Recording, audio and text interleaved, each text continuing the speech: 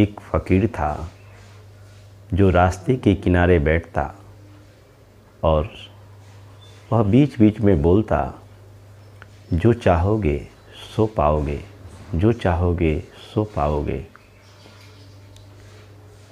लोग उसकी बातों को अनसुना कर देते और जो कोई सुनते वो उसको पागल समझते, क्योंकि लोग विचार करते कि स्वयं तो भिखारी है और दूसरों के लिए बोल रहा है कि जो चाहोगे सो पाओगे। एक दिन एक नवयुवक उस राह से गुजरा और उस फ़कीर की बातों को सुना, जो चाहोगे सो पाओगे। वह उस फ़कीर के पास गया और बोला कि बाबा, क्या यह सत्य है कि हम जो चाहेंगे वो प्राप्त हो सकता है? उस फ़कीर ने कहा कि हाँ, मनुष्य जो चाहे वो प्राप्त कर सकता है। लेकिन तुम बनना क्या चाहते हो? उस नवयुवक ने कहा कि मैं एक हीरे का व्यापारी बनना चाहता हूँ, लेकिन मेरे पास तो कुछ भी नहीं है। उस फ़कीर ने कहा कि मैं तुझे एक हीरा और एक मोती दूंगा। अगर तुम उसको संभाल सके तो तुम व्यापारी बन सकते हो। उस नवयुवक को आशा की किरण जगी। वह खुश हुआ।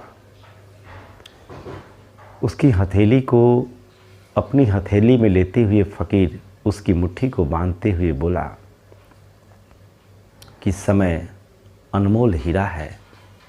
जो समय को मुट्ठी में बांध कर रखता है, समय का सदुपयोग करता है, वह सफलता को प्राप्त करता है। फ़कीर उसके दूसरी हथेली को अपने हाथ में लेते हुए उसके मुट्ठी को बांधते हुए कहता है कि धैर्य अनमोल मोती है। जो धैर्य को बांध कर रखता है, काम करते हुए, प्रयास करते हुए अगर असफलता हाथ लगी, फिर भी जो धीरज को खोता नहीं, धैर्य रखता है और प्रयास जारी रखता है, वह व्यक्ति सफलता को प्राप्त करता ही है। तो धीरज यह अनमोल मोती है। समय हीरा है और धीरज मोती है।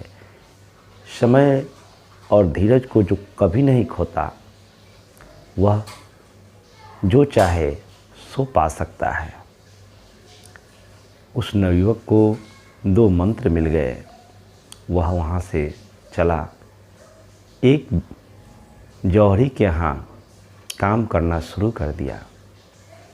उस जौहरी के पास वह नवयुवक इतनी तल्लीनता के साथ, समर्पण के साथ काम करना शुरू किया कि हीरे को परखने की बारीक से बारीक चीज़ों को सीख लिया। कुछ समय बीता। वह व्यापारी उसके विचार, व्यवहार और कार्य क्षमता से बहुत खुश हुआ और आगे चलकर वह नवयुवक एक हीरे का व्यापारी बना।